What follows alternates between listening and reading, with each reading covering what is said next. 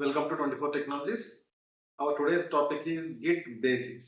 Git లో basics దాని గురించి డిస్కస్ చేస్తాం. బేసిక్స్ అంటే ఏం లేవమ్మా, దాంట్లో మనం గిట్ కానీ గిట్ హబ్ కానీ దాంట్లో క్లోనింగ్ అవన్నీ ఏ రకంగా యూజ్ చేస్తామని చెప్పేసి ఒక బేసిక్ థియరిటికల్ గా కొద్దిసేపు డిస్కస్ చేద్దాం. తర్వాత ప్రాక్టికల్ గా మనం డిస్కస్ చేద్దాం. ఏది గిట్ బేసిక్స్. గిట్ బేసిక్స్ లో first what does Git hub will do? What does GitHub do? Okay, Git మనకు ఏం చేస్తుంది, ఏ రకంగా యూజ్ అవుతుంది? ఫస్ట్ ఆఫ్ ఆల్ దీనికంటే ముందు మనకు తెలియాల్సింది ఏది అంటే గిట్ హబ్ కు డిఫరెన్స్ తెలియాలి. గిట్ గిట్ హబ్ ఈ రెండింటికి మధ్య డిఫరెన్స్ తెలియాలి. ఇక్కడ గిట్ హబ్ ఏదైతే ఉందో గిట్ హబ్ కు కంపల్సరీ మనకు ఇంటర్నెట్ కావాల్సి ఉంటుంది. ఇంటర్నెట్ కావాలి, ఒక అకౌంట్ గిట్ హబ్ అకౌంట్ కూడా క్రియేట్ చేసుకోవాల్సి ఉంటుంది. దీనికి గిట్ హబ్ క్రియేట్ చేసుకోవడానికి మనం ఏమన్నా అమౌంట్ పే చేయాల్సి ఉంటుందా అని చెప్పేసి అంటే 100% నో. ఓకే, ఇక్కడ కూడా మనకు two types of GitHub accounts ఉంటాయి. Two types of GitHub accounts. ఒకటి enterprise level GitHub account, and మీరు ఓన్ గా యూజ్ చేసుకోవడానికి ఓన్ పర్పస్ ది ఒకటి free tier eligible. Free tier అన్నది వాడు గిట్ హబ్ వాడు ఎవరైతే ఉన్నాడో వాడు మనకు ప్రాక్టీస్ చేసుకోవడానికి కానీ వాటికి మనకు ఒక ప్లాట్ఫామ్‌ను ఫ్రీగా యూజ్ చేసుకోవడానికి మనకిచ్చింది గిట్ హబ్. ఓకే, ఆ గిట్ హబ్‌లో మామూలుగా నేమింగ్ ఏ రకంగా పెట్టుకోవచ్చు అంటే దేర్ ఈస్ నో రిస్ట్రిక్షన్స్. ఈ రకంగానే పెట్టుకోవాలి అని ఏముండదు నేమింగ్స్. మీరు ఏదైనా పెట్టుకోవచ్చు. బట్ కంపెనీ పాయింట్ ఆఫ్ వ్యూలో తీసుకుంటే వాళ్ళొక ఫాలో అవుతూ ఉంటారు. సెట్ ఆఫ్ రూల్స్ ఫాలో అవుతూ ఉంటారు. దాని ప్రకారం క్రియేట్ చేసుకోమని చెప్తారు. మీరు మల్టిపుల్ గిట్ హబ్ అకౌంట్స్ కూడా మీరు క్రియేట్ చేసుకోవచ్చు. మల్టిపుల్ యూజర్ ఐడీస్ కూడా మీరు క్రియేట్ చేసుకోవచ్చు. ఆ తర్వాత ఎగ్జిస్టింగ్ ఏదైతే ఉందో దాన్ని రీనేమ్ కూడా మీరు చేసుకోవచ్చు. లైక్ ఫస్ట్ మీరు ABH-రఘువీర్ అని చెప్పేసి నేను ఫస్ట్ ఒక యూజర్ ఐడి తోటి క్రియేట్ చేసుకున్నాను. నేను ఒక కంపెనీ నుండి ఇంకొక కంపెనీకి చేంజ్ అయ్యాను అనుకుందాం. ఒక కంపెనీ నుండి లైక్ ఫస్ట్ వచ్చేసి టీసీఎస్లో అనుకుందాం. సెకండ్ వచ్చేసి ఏది కాగ్నిజెంట్లో చేంజ్ అయ్యాను. నేను ఇదే గిట్ హబ్, ఇది నా own Git hub account.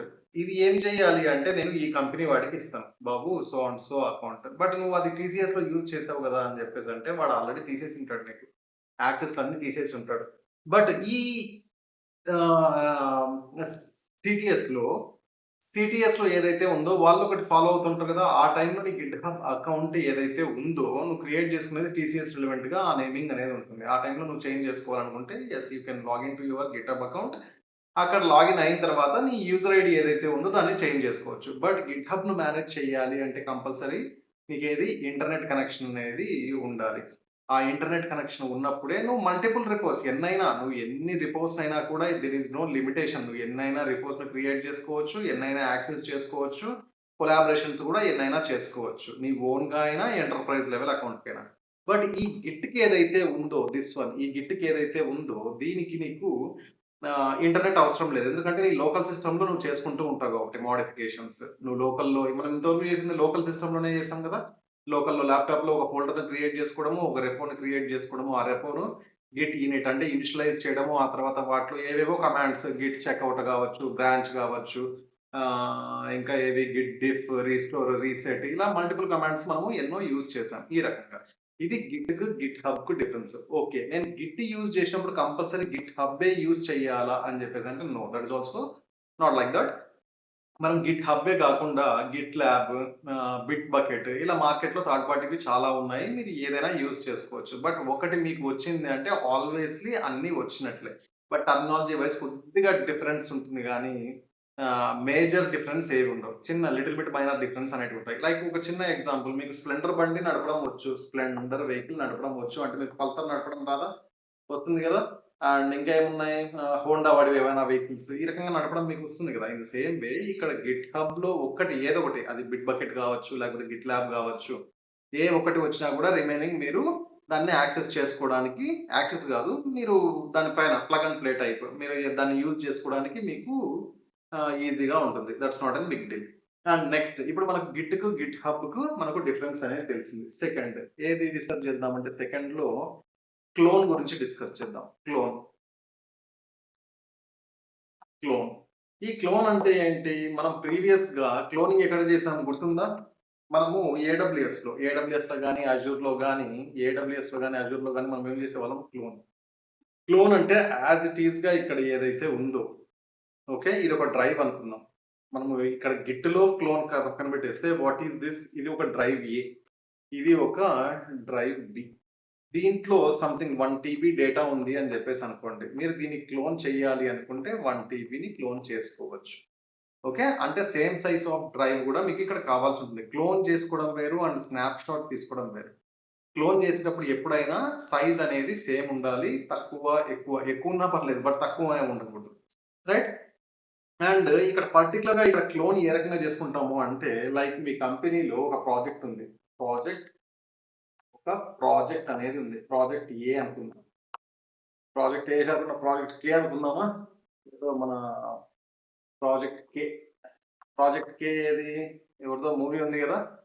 Like project కే అని జెప్పేసి మన ప్రభాస్‌ది ఒక మూవీ ఉంది. ఆ ప్రాజెక్ట్ కే అనేది ఏదైతే ఉందో దాన్ని నేను క్లోన్ జేసుకోవాలి. అంటే నేను ఫస్ట్ గిట్ హబ్‌లోకి లాగిన్ కావాలి. గిట్ హబ్‌లోకి లాగిన్ కావాలి. లేదు అంటే ఆ పర్టిక్యులర్‌గా ఏదైనా దానికి సంబంధించిన లింక్ ఏదైనా ఉంటే దాన్ని తీసుకొని జస్ట్ మీ టెర్మినల్‌లో పేస్ట్ చేస్తే ఆటోమేటిక్‌గా అదేమవుతుంది మీ లోకల్‌లోకి వచ్చేస్తుంది. అది క్లోన్. మనం చూపిద్దాం అది క్లోన్ చేయడం ఎలా అని. ప్రీవియస్‌గా ఒక ఎక్సర్‌సైజ్‌లో యెస్టర్‌డే సెషన్ ఒక ఎక్సర్‌సైజ్‌లో మనం దాని గురించి కూడా జస్ట్ క్లోన్ ఎలా చేస్తాము అని చెప్పేసి దాని గురించి కూడా డిస్కస్ చేసాం. But in coming sessions we will discuss deeply.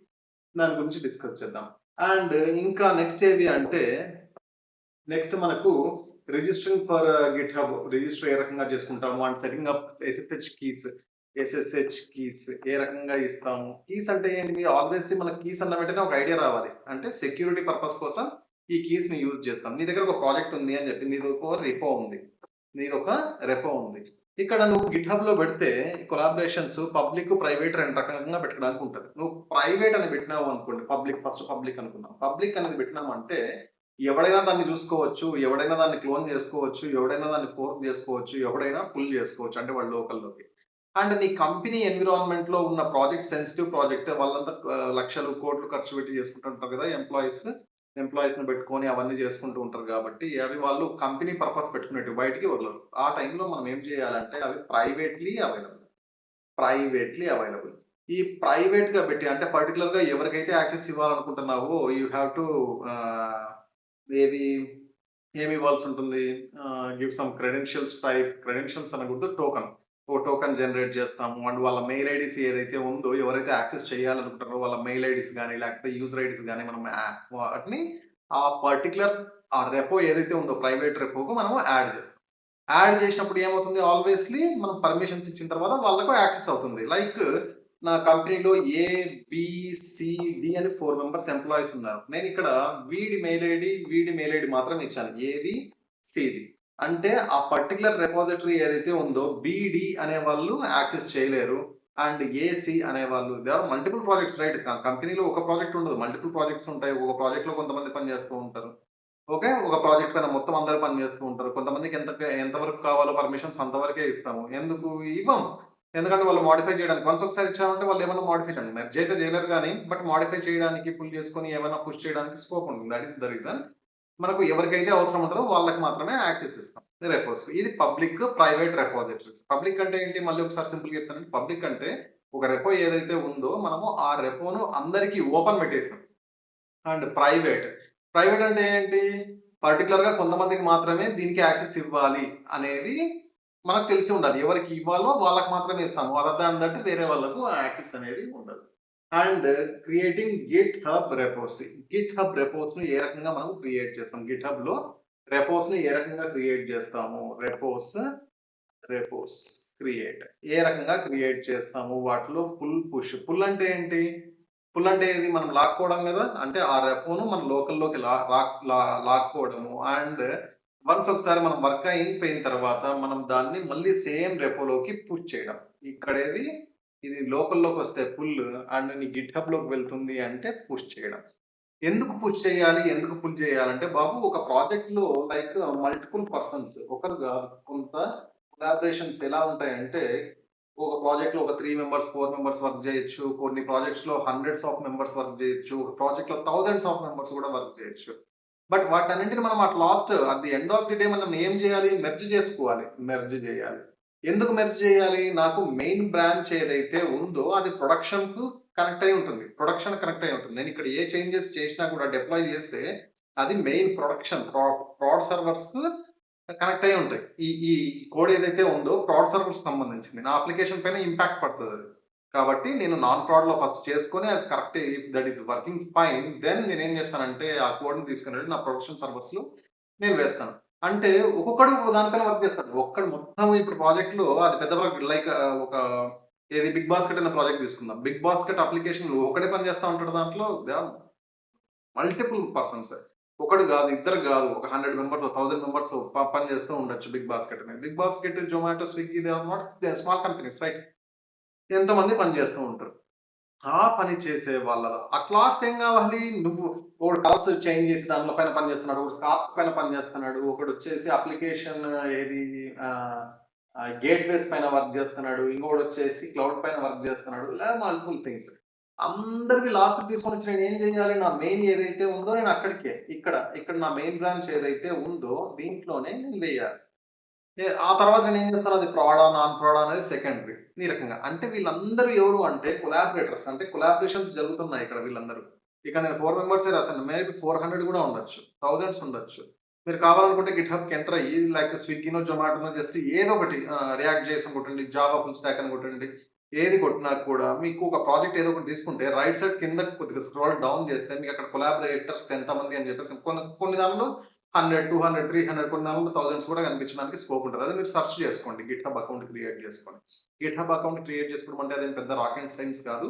Just me mail ID ఇవ్వాల్సి ఉంటుంది. At the time of creation your account creating account చేసేటప్పుడు నువ్వేం చేయాలి? లైక్ నీ mail ID and user name ఏది ఇవ్వాలనుకుంటున్నావు? లైక్ మొబైల్ నంబర్ అయితే compulsory ఇవ్వాలి. ఎందుకంటే మొబైల్ నంబర్ ఇవ్వకపోయినా అట్‌లీస్ట్ మెయిల్ ఐడీ. ఎందుకంటే you will get one code every time. And నీకు గిట్‌లో నీకు ట్రాకింగ్ అనేది నీ లోకల్‌లో ఉండేదానికంటే గిట్‌హబ్‌లో ట్రాకింగ్ అంటే నువ్వు ఏ టైమ్‌లో చేసినావు? ఎవరు చేశారు? ఏ టైమ్‌లో చేసినావు? మోడిఫికేషన్స్ ఏ టైమ్‌లో చేసినావు? ఎవ్రీథింగ్ నువ్వు ట్రాక్ చేసుకోవడానికి. అంటే నువ్వని కాదు ఎవరైతే నీ ప్రాజెక్ట్ ఓనర్ ఉన్నాడో మీ ప్రాజెక్ట్ ఓనర్ నువ్వు కూడా చూసుకోవచ్చు. నీ ప్రాజెక్ట్ ఓనర్ ఎవడైతే ఉన్నాడో ఏదన్నా నువ్వు మిస్టేక్ చేసినావు, కావాలని చేసినావు. లేదంటే బై మిస్టేక్ చేసినావు. ఎక్కడన్నా ఎర్రర్ ట్రిగ్గర్ అయింది. వాటన్నింటిని మనం అక్కడ చూసుకోవచ్చు. అక్కడికి వెళ్లి అక్కడ నుండి నాకు లైక్ ఒక 1 వీక్ 1 వీక్ బ్యాక్ వెళ్ళాలి.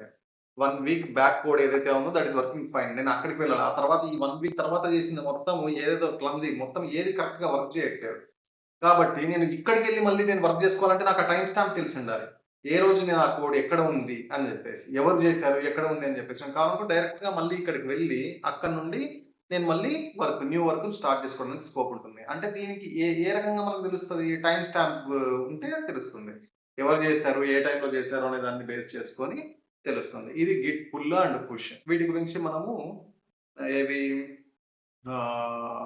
ఇదంతా జస్ట్ థియరిటికల్‌గా జెప్పాను. ప్రాక్టికల్‌గా మనము దీని గురించి డిస్కస్ చేద్దాం in coming sessions. Thank you very much. ఎవరైనా సబ్స్క్రైబ్ చేసుకునే వాళ్ళు ఉంటే ప్లీజ్ డూ సబ్స్క్రైబ్.